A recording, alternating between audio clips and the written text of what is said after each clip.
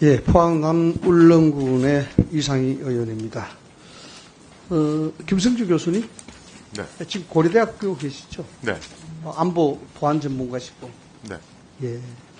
얼마 전에 김현정 뉴스쇼에 나가셨더라고요. 네. 제가 방송을 좀 들었는데, 그 얘기가 들어보니까 유심보호 서비스 가입에 대한 들어가면은 피해 예방을 막을 수 있다. 근데 조금 다시 한번 설명을 해 주시겠습니까? 괜찮은 겁니까? 그러니까 많은 분들이 지금 얘기하시는 건 금전적으로 내 돈이 빠져나갈 거냐 뭐 이런 것들을 걱정하시는 거지요. 예. 그래서 그 부분에 관련해서는 안심하셔도 좋습니다라고 말씀을 드렸던 거고요. 예. 그리고 유심 보호 서비스까지 가입을 한다라면 기기 변경하는 것 자체는 유심을 복제하더라도 불가능하기 때문에 유심을 교체하는 것과 거의 동등한 수준의 어떤 보안 정도를 누리실 겁니다. 이렇게 답했습니다. 뭐 해외 나가시는 분들은 로밍 서비스 이건 좀 문제가 있다. 왜냐하면 그 당시에는 로밍 서비스와 유심 보호 서비스를 동시에 가동시킬 수가 없었기 때문에 그리고 해외 나가시는 분이 유심을 원활하게 교체하실 수가 없었기 때문에 뭐 위험할 한국으로 수가 있었죠. 들어와야 되는 것 아닙니까, 그죠? 네. 한국으로 들어와야 유심 칩이. 그렇죠. 그러니까 보통은 SK텔레콤에서 하고 있는 것이 두 가지 대책일 겁니다. 예. 하나가 이상징후 탐지 서비스가 하나가 있을 그렇죠. 거고요. 예. 그다음에 유심 보호 서비스가 하나 있을 텐데 국내에 계시는 분들은 그 두 가지 보호 서비스를 다 받으실 수 있을 것이고 예. 해외 나가신 분들은 이상징후 탐지 시스템만 이제 그분들을 보호하게 됩니다. 예, 제가 방송 우연하게 듣다가 참 전문가시니까 말에 신뢰가 있겠다 싶어서 제가 다시 한번 여쭤보는 겁니다. 우리 유 사장님, 예. 그 해외 로밍 하시는 분들은 어떻게 한국으로 들어와야 되는 거 아닙니까? 어떻게 하시겠습니까? 그래서 로밍 가시는 분들 이번 특히 연휴 기간 동안에 최대한 저희가 교체를 해드렸습니다. 그래서 얼마 일 평균 적게는 10,000분에서 최대 한 2만 분까지 이렇게 해서 교체를 지금도 해드렸는데 계속 하고 물론 있고요? 충분하지는 않았습니다. 네, 충분하지는 않았습니다. 최대한 해드렸고요. 이제 말씀드린 대로 12일 날 해외까지 보장해주는 유심 보호 서비스 2.0 기술이 출시가 되면 이게 언제 완료되는 겁니까? 12일 날 될 겁니다. 12일 날 됩니까? 이제 14일 날까지 14일 날 2.0이 된다. 14일 날까지 다 이 가입을 해드릴 겁니다. 예, 알겠습니다. 교수님, 아까 우리 박충근 의원님 질의할 때 제가 참 궁금해서 그런데 제가 사실 이 분야에 잘 몰라요. 방송을 좀 알아도 이 분야에 잘 몰라서 그런데 좀 이해하시고 유럽 쪽에서 이야기하는 통신사가 문제 있을 때 자체 제재하는 법안이 있다. 네. 이게 문제가 생기면은 10% 매출액에 과징금도 물 수 있다. 이렇게 이야기하셨죠. 네, 최대치입니다. 네. 네. 그것 좀 구체적으로 간단히 말씀 다시 한번 해주시겠습니까? 그러니까 이 법에 대해서. 지금 언론에서 많이 얘기하시는 것이 예전에도 그랬고 이번도 그렇고 ISMS 인증을 받는데도 왜 뚫리는가 이런 질문을 많이 그렇죠. 해주십니다. 그런데 ISMS 인증이라고 하는 것은 그 성격이 최소한의 보안 요구 조건을 지켰는가 그것을 체크하는 겁니다. 그것 이외의 기업들은 자기가 보유하고 있는 자산의 가치에 따라서 플러스 알파적인 요소를 더해야 되는 것이고요. 그런데 지금 최근에 나오고 있는 해킹 동향을 보니까 중국발 해킹 그룹이 이동통신사를 노려서 해킹하는 것이 증가하고 있고 그래서 이동통신사는 별도 관리할 필요가 있다. 이 법에 그래서 대해서 텔레커뮤니케이션 시큐리티 시큐리티 액트가 만들어진 거고요. 거기서는 갖가지 이동통신사가 지켜야 될 항목을 굉장히 조밀하게 규정해 놓고 있습니다. 그리고 그걸 어겼을 경우에 지가 유럽은 얼마 정도 됐습니까?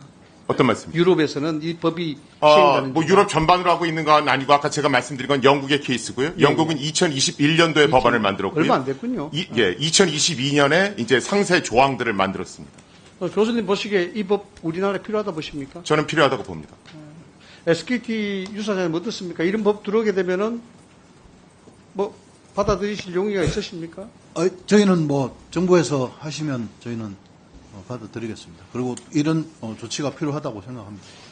교수님, 이 법이 되려 그러면 그래도 이게 뭐 미국 사람 옷이 우리나라 사람한테 맞지 않듯이 우리나라 현실에 맞는 법 적용이 필요하지 않겠습니까? 그 법 체계도. 저는 법의 현실의 문제보다는 그 거버넌스 체계를 어떻게 만드느냐가 더 중요할 것 같습니다. 일단 통신 인프라를 국가 안보 관점에서 본다.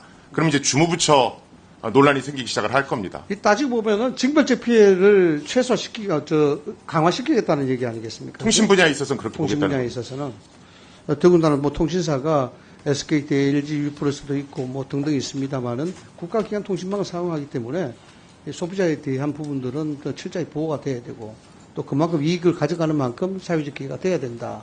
저는 그런 생각에서 그 유럽의 통신사 자체에 별도 법안이 있다는 그런 교수님의 말씀이 참 와닿아서 이렇게 생각을 합니다. 하나만 더 여쭤볼게요. 이런 법안이 만들어지고 시행이 되려고 그러면은 우리가 뛰어 넘어야 될 문제점이 있다면 어떤 게 있겠습니까? 아까도 말씀드렸듯이 일단은 주무부처 체계를 어떻게 잡아갈 거냐.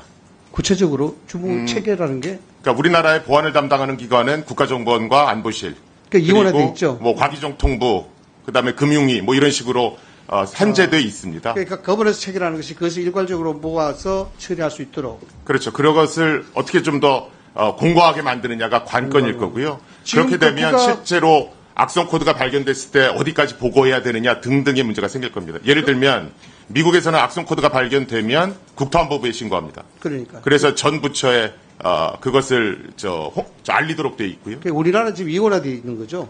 우리는 일단 국정원하고- 민간에서 문제가 생기면 과기정통부에 보고하도록 돼 있죠. 과기정보 민간 쪽은 과기정통부, 국방 쪽은 국정원.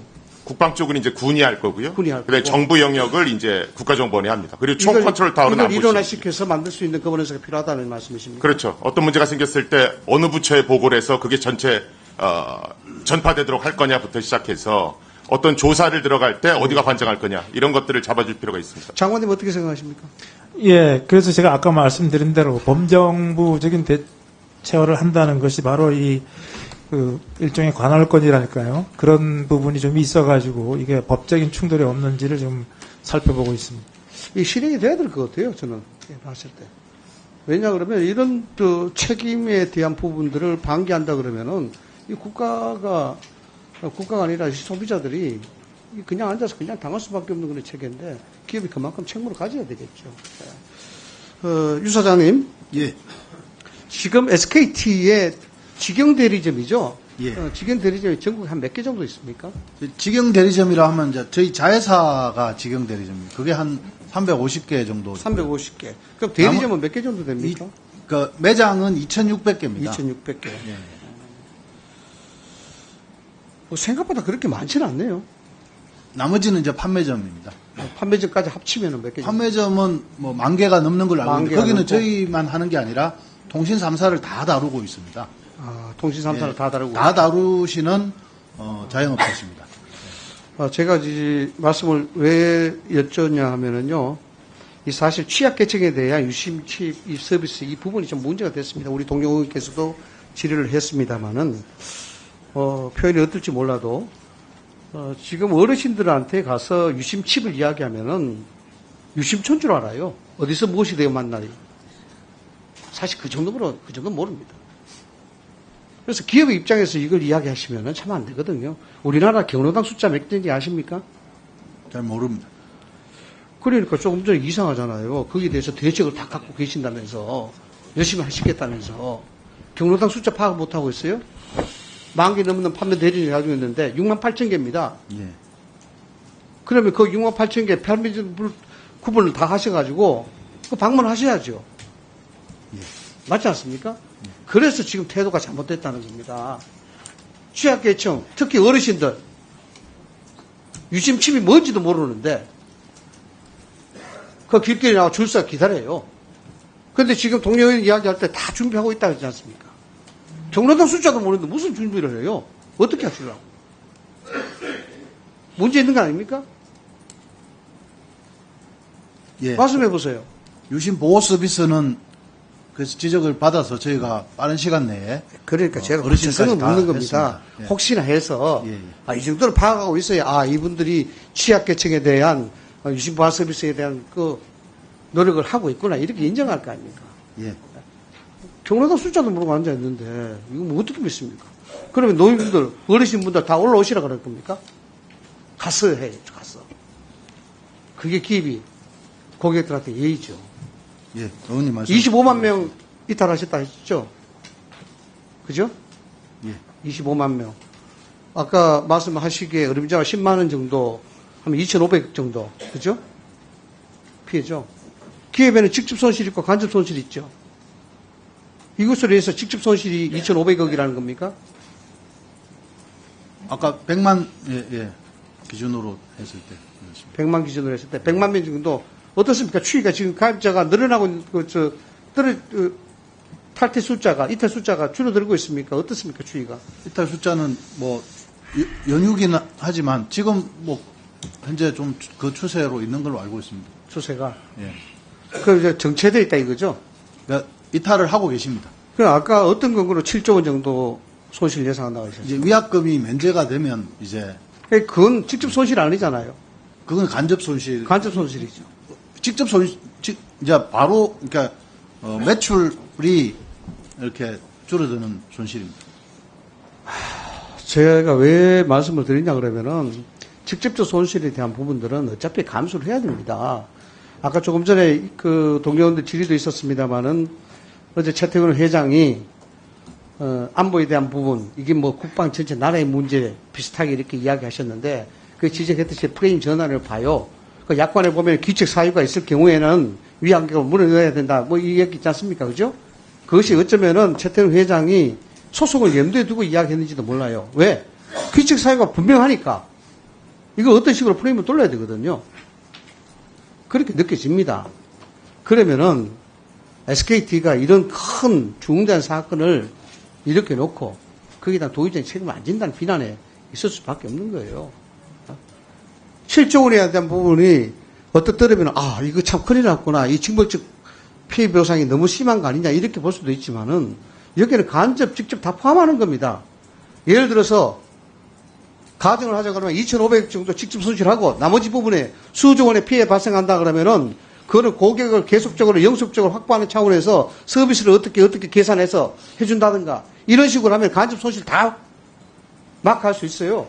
그러고 고객 유지 계속 할 수 있고 그게 기업 장사 아닙니까? 그렇게 야근깨를 써서는 안 된다는 겁니다. 아마 그런 머리 돌리고 계실 거예요. 그래서는 안 돼요.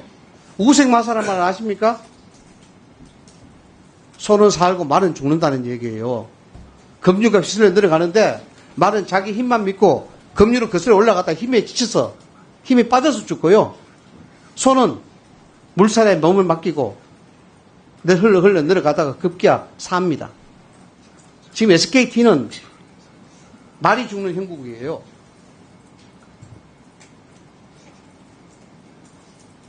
진솔하게 하셔야 되는 겁니다. 진솔하게. 저도 기업에 있었습니다. 리스크 매니지먼트라는 건요, 우생이 돼야 됩니다. 우생. 자꾸 빠져나가려고 하시면 안 됩니다. 어제 최태우 회장님 제가 이야기 뚝 들어보니까 참 실망을 했어요. 그렇게 가시면 안 돼요. 아니, 경로당 교수도 모르고 있는데 취약계층에 대해서 준비를 하고 있다니요. 관광버스 대절해가 어르신 모시고 서울에서 다 유심 교환해 드릴 겁니까? 적어도 마을 방문해서 한다는 그런 얘기 나와야 좀 진정성 있지 않겠습니까? 그죠? 좀 그렇게 좀 해주시기 바라겠습니다. 고객 신뢰 회복 위원회 만드신다 그랬죠? 예. 이 구성 어떻게 하실 겁니까?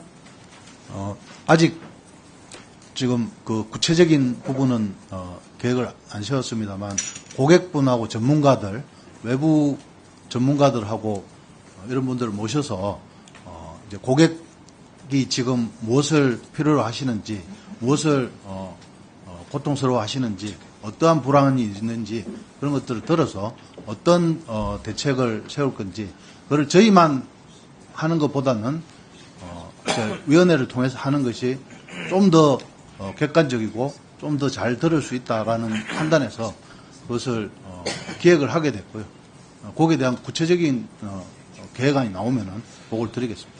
예, 그냥 그 에드밸류 띄우듯이 하지 마시고요. 고객 신뢰 회복 위원회 만드시면은 좀 더 국민들한테 납득될 수 있도록 소비자들한테 납득될 수 있도록 하고 여기에 대해서 제도적이나 금전적이나 경제적으로 뭔가 나올 수 있도록 해야 되는 겁니다. 그렇게 하겠습니다. 그냥 그 뭐 언발에 오줌나 불 끄듯이 그렇게 해서는 안 된다는 겁니다. 이상입니다. 예, 자료 제출 요구합니다. SKT 해킹 사고, 그러니까 4월 18일 이후